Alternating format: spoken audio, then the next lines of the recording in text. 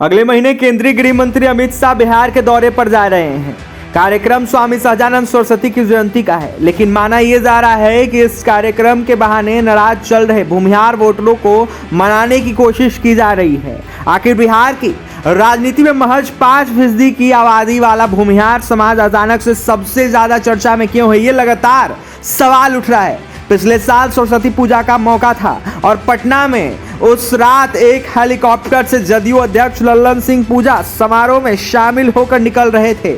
Hostel के बाहर रात के अंधेरे में नारे लगे, बिहार का सीएम कैसा हो, लल्लन सिंह जैसा हो। यह महज एक इत्तेफाक हो सकता है कि जदयू अध्यक्ष बनने के बाद उनके समर्थकों ने यह नारा बुलंद किया, लेकिन ये इत्तेफाक बिल्कुल नहीं हो सकता है। कैसे, ये लगातार बातें सवाल खड़ा हो रही है। तो वहीं इसी के बाद बिहार की राजनीति में भूमिहार वोटर जो है अचानक से आक्रामक हो गए हैं। असल में ये वो नारा था जिसने भूमिहार वोटरों को उसकी शक्ति का एहसास दिलाया और कहीं ना कहीं मददगार साबित हुआ था। बता दें आपको कि साल भर का वक्त बीता है और बिहार की राजनीति में काफी कुछ बदलाव हो चुका है। इस बदलाव की राजनीति जो है कहीं ना कहीं भूमिहार वोटर सबसे केंद्र में है। लल्लन सिंह को देखा जाए तो जब जदयू ने पार्टी का अध्यक्ष बनाया उस वक्त नीतीश कुमार बीजेपी के साथ थे।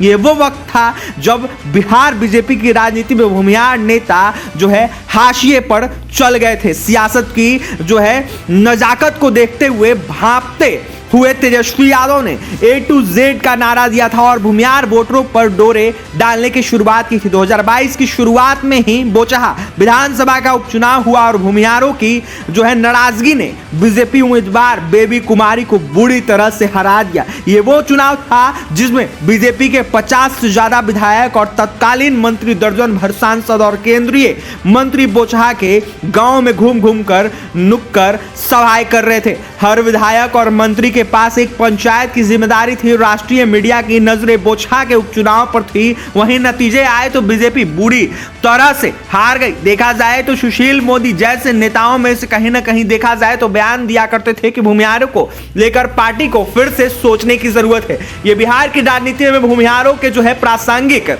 होने और एकजुट होकर ताकत दिखाने का पहला उदाहरण था। वैसे इस मूड को बिहार का मूड नहीं माना जा सकता, लेकिन प्रयोग के तौर पर बोचहा बिहार की राजनीति में बदलाव के लिए स्थापित हो चुका है। इसी दौर को देखते हुए जो है बिहार विधान परिषद के स्थानीय प्राधिकार का चुनाव हुआ। इसको देखते हुए तेजस्वी यादव ने 5 सीटों पर भूमिहार उम्मीदवारों को उतारा और कहीं ना कहीं आरजेडी से कहीं ना कहीं 3 भूमिहारों को जीत हुई। तो वहीं बीजेपी जदयू गठबंधन की गांठ हिल गई। बिहार की राजनीति में भूमिहारों को बीजेपी का आधार वोट माना जाता है। कहीं ना कहीं देखा जाए तो तेजस्वी यादव के इस प्रयोग ने जो है उनके पिता लालू यादव के दिए कथित बूढ़ा बाल साफ करो वाले नारे को भुला दिया है। तो वहीं अगस्त 2022 आते आते बीजेपी और जदयू के रास्ते अलग हो गए हैं। तो वहीं नीतीश कुमार ने तेजस्वी से हाथ मिलाकर तेजस्वी यादव के साथ जो बिहार में महागठबंधन की सरकार बना ली है। तो वहीं आरजेडी कोटे से भूमिहार जाति के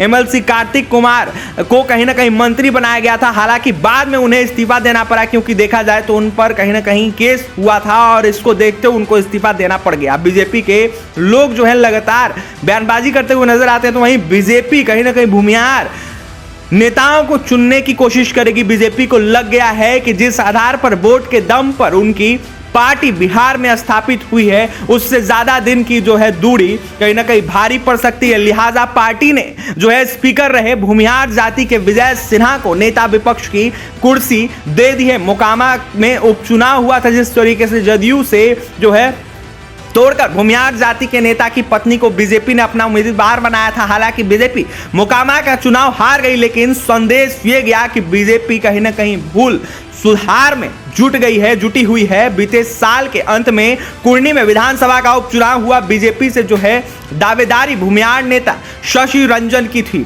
लेकिन टिकट जो है वैश्य उम्मीदवार केदार गुप्ता को मिला था। एक स्थानीय भूमिहार नेता नीलाभ कुमार वीआईपी के उम्मीदवार बने थे। तो वहीं सभी दलों के जो है पसीने छूट गए थे, क्योंकि देखा जाए तो भूमिहार वोट बैंक में टूट की आशंका बढ़ गई थी। लेकिन बीजेपी ने जो है किसी तरह से मामले को संभाला और फिर भूमिहारों की एकजुटता को देखते हुए बीजेपी को जीत दिलाई। इसके बाद कांग्रेस ने राज्यसभा सांसद को देखते हुए अखिलेश सिंह को अपनी पार्टी का प्रदेश अध्यक्ष बनाया है। इस उम्मीद के साथ ही देखा जाए तो बीजेपी से अगर भूमिहार नाराज होते हैं तो सीधा फायदा कांग्रेस को हो जाएगा। वैसे भी बीजेपी से कहीं ना कहीं देखा जाए तो पहले भूमिहार जो है परंपरागत रूप से कांग्रेस के ही वोटर रहे हैं। तो देखने वाली बात यह होगी क्या कुछ होता है लोकसभा चुनाव और विधानसभा चुनाव को लेकर। और भी तमाम खबरों के लिए NBC 24 के साथ बने रहें। बहुत बहुत धन्यवाद।